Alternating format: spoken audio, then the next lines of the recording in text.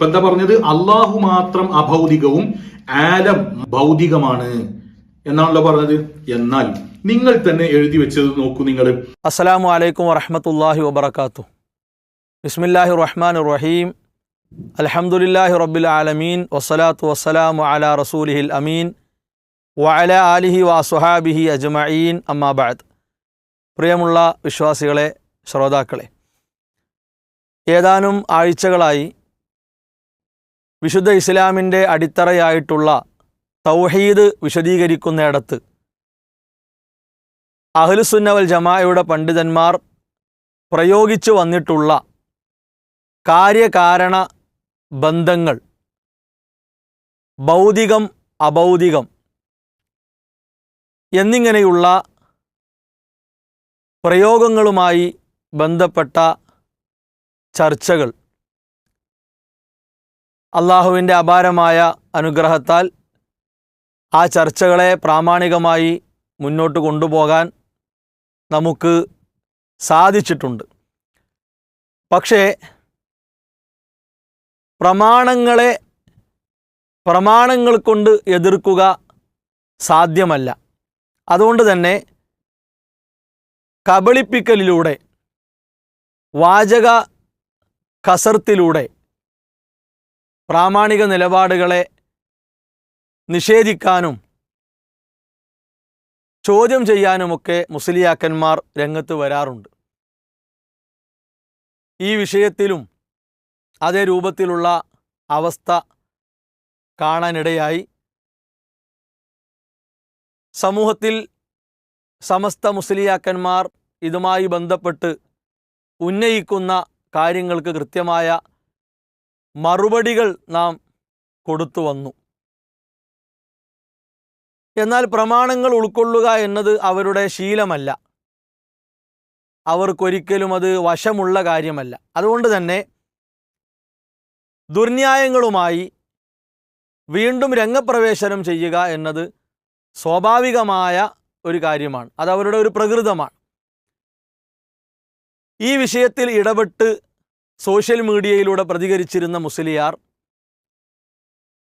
വീണ് കിട്ടിയ ഒരു കച്ചിത്തുരുമ്പ് അത് എടുത്തുകാട്ടി പ്രത്യക്ഷപ്പെട്ടതായി കാണാനിടയായി. കാര്യകാരണ ബന്ധങ്ങൾക്ക് അധീനം, ഭൗതികം അഭൗതികം, തൗഹീദും ശിർക്കും വേർതിരിച്ച് മനസ്സിലാക്കാനുള്ള ഒരു എളുപ്പ വഴി അഹ്ലുസുന്ന വൽ ജമാഅയുടെ പണ്ഡിതന്മാരുടെ ഗ്രന്ഥങ്ങളിലെല്ലാം നമുക്ക് കാണാൻ കഴിയുന്ന ഒന്നാണ്. ഇത് കൃത്യമായി നമ്മൾ വിശദീകരിച്ചു കൊടുത്തപ്പോൾ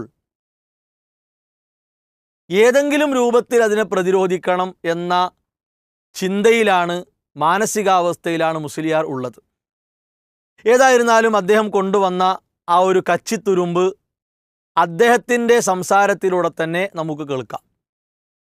അൽ ഇസ്ലാഹ് മാസിക 2013 ഫെബ്രുവരി മാസത്തെ അൽ ഇസ്ലാഹ് മാസിക, ഈ അൽ ഇസ്ലാഹ് മാസികയിലെ 40ാമത്തെ പേജിൽ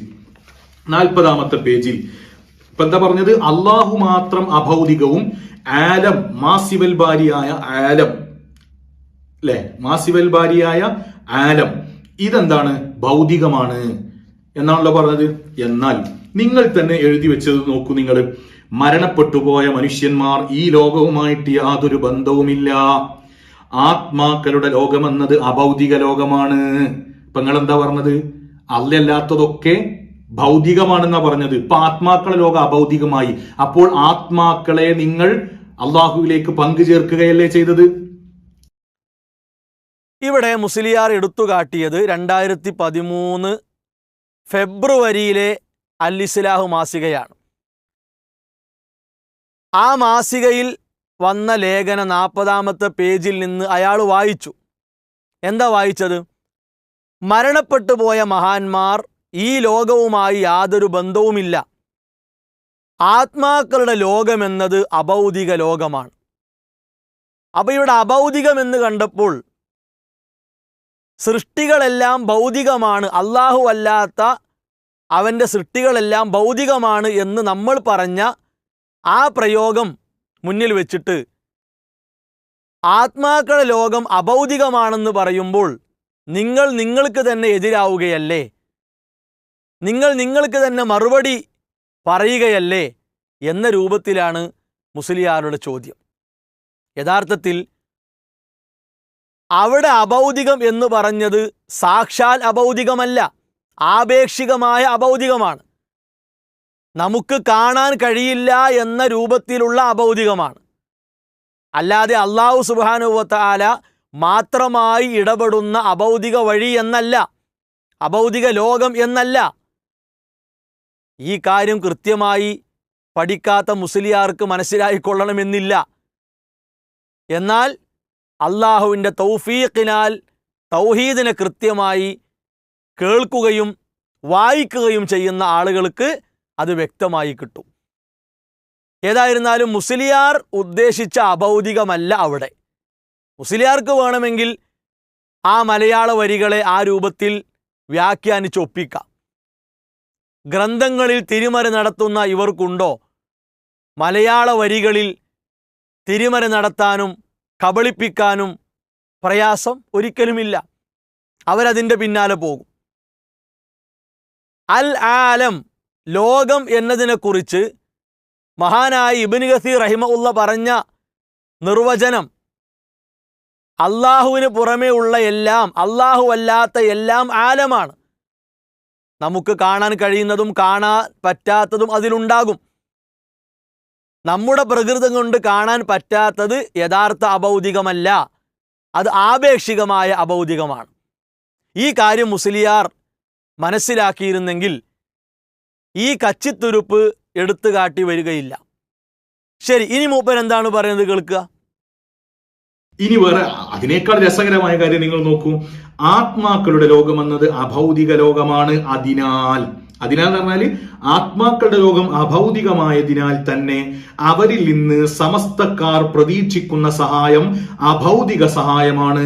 അഭൗതികമായി സഹായിക്കാൻ അള്ളാഹുവിന് മാത്രമേ സാധ്യമാവുകയുള്ളൂ.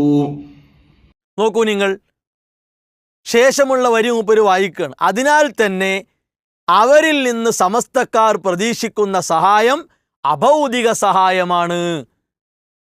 അപ്പോ അല്ലാഹു അല്ലാത്ത എല്ലാം ഭൗതികമാണെങ്കിൽ എങ്ങനെയാണ് അഭൗതിക സഹായം എന്ന് ഇത് വരിക? അപ്പൊ നിങ്ങൾക്ക് എതിരല്ലേ? പ്രിയപ്പെട്ട മുസ്ലിയാരെ, മരിച്ചവരോട് നിങ്ങൾ ചോദിക്കുന്ന കാര്യം എന്താ? മരിച്ചവരെ നേരിട്ട് വിളിക്കുന്നു. നിങ്ങൾ എന്താണ് അതിലൂടെ ആഗ്രഹിക്കുന്നത്? അവർ സഹായിക്കുമെന്നല്ലേ? പ്രാർത്ഥന കേൾക്കാനും അതിന് ഉത്തരം നൽകാനും കഴിവുള്ളവൻ ആരാണ്? അല്ലാഹു അല്ലേ? മരിച്ചവരോട് നിങ്ങൾ സന്താന സൗഭാഗ്യത്തിനു വേണ്ടി ചോദിക്കുന്നു, ആഗ്രഹ സഫലീകരണത്തിനു വേണ്ടി ചോദിക്കുന്നു. നിങ്ങളെ വിശ്വാസപ്രകാരമാണ് അൽ ഇസ്ലാഹു മാസികയിലൂടെ കാര്യം പഠിപ്പിച്ചത്. നിങ്ങളെ വിശ്വാസം എന്താണ്? മരണപ്പെട്ടവർ അഭൗതിക മാർഗത്തിലൂടെ സഹായിക്കും എന്നാണ്. ഏത് പ്രശ്നങ്ങളിലും ഇടപെടാൻ അവർക്ക് സാധിക്കും എന്നാണ്. നിങ്ങൾ അള്ളാഹുവിന് തുല്യരെയും സമന്മാരെയും ഉണ്ടാക്കിയിട്ടാണ് പോകുന്നത്, അള്ളാഹുവിൽ പങ്കു ചേർത്തുകൊണ്ടാണ് പോകുന്നത്. അതുകൊണ്ടാണ് CM മടവൂരിനെ കുറിച്ച് നിങ്ങൾ പറഞ്ഞത് അല്ല കാണും പോലെ കാണും, അല്ല കേൾക്കും പോലെ കേൾക്കും എന്നൊക്കെ നിങ്ങൾ എഴുതി വെച്ചില്ലേ? അതേപോലെ തന്നെ മുദബ്ബിറുൽ ആലം CM മടവൂരിനെ കുറിച്ച് നിങ്ങൾ പറഞ്ഞില്ലേ? മക്കളെ തരുന്നു CM മടവൂര്, മഴ തരുന്നു CM മടവൂര്, മരിച്ചവരെ ജീവിപ്പിക്കുന്നു CM മടവൂര്. ഇതെല്ലാം ആരുടെ കഴിവാണ്? ഈ കാര്യത്തിൽ അള്ളാഹ്ക്ക് തുല്യരായി സമന്മാരായി ആരെങ്കിലും ഉണ്ടോ? ഒരിക്കലും ഇല്ല. പിന്നെയോ സൂറത്ത് തഹരീമിലെ വൽ മലായികതു ബഅദ ദാലിക എന്ന ആയത്ത് ദുർവ്യാഖ്യാനിച്ചുകൊണ്ട് സാക്ഷാൽ നിങ്ങളുടെ പണ്ഡിതനായിരുന്ന നെല്ലിക്കുത്തി ഇസ്മായിൽ മുസ്ലിയാർ എന്താ കാട്ടിയത്? മലക്കുകളും അഭൗതിക മാർഗത്തിലൂടെ സഹായിക്കും എന്നല്ലേ വ്യാഖ്യാനിച്ചു കൊണ്ടുവന്നത്. അപ്പോ നിങ്ങൾ പടച്ചുണ്ടാക്കിയ അഥവാ ലോകത്ത് ഷിയാക്കൾ പ്രചരിപ്പിച്ച, ഷിയാക്കൾ കൊണ്ടു നടന്ന കൊടുത്ത കഴിവ് എന്ന ആ വ്യാജമായ വിശ്വാസത്തെ വെളുപ്പിക്കാൻ വേണ്ടി നിങ്ങൾക്ക് ആയത്തുകൾ ദുർവ്യാഖ്യാനിക്കേണ്ടി വന്നു. മാത്രവുമല്ല, ഇവിടെ അതിൻ്റെ ഭാഗമായി ഇമാം റാസി റഹിമഹുല്ല പറഞ്ഞ കാര്യം, ഇമാം നവവി റഹിമഹുല്ല പറഞ്ഞ കാര്യം, അതെല്ലാം പറഞ്ഞിരുന്നു. അപ്പോൾ നമ്മൾ പറയുന്ന കാര്യകാരണ ബന്ധങ്ങൾക്ക് അപ്പുറം എന്ന് ഉൾക്കൊള്ളാൻ മുസ്ലിയാർക്ക് വയ്യ. കാരണങ്ങൾ കൂടാതെ കാരണങ്ങൾ ഉണ്ടായി എന്നൊക്കെ മൂപ്പർക്ക് അംഗീകരിക്കാൻ പറ്റും. ഇത് രണ്ടും മുസ്ലിയാരെ ഒന്നാണ്. ആ ആയത്തുകളെല്ലാം സൂറത്തുൽ ഫാത്തിഹ ആകട്ടെ, അതേപോലെ തന്നെ ഇദാ സഅൽത ഫസ്അലില്ല എന്ന ഹദീസ് ആകട്ടെ, ഏതും തൗഹീദും ഷിർക്കും എന്താണെന്ന് പഠിപ്പിക്കുന്ന കാര്യങ്ങളാണ്. അപ്പോൾ നിങ്ങൾ ഉരുണ്ടുമറിഞ്ഞിട്ട് കാര്യമില്ല, കബളിപ്പിച്ചിട്ട് കാര്യമില്ല.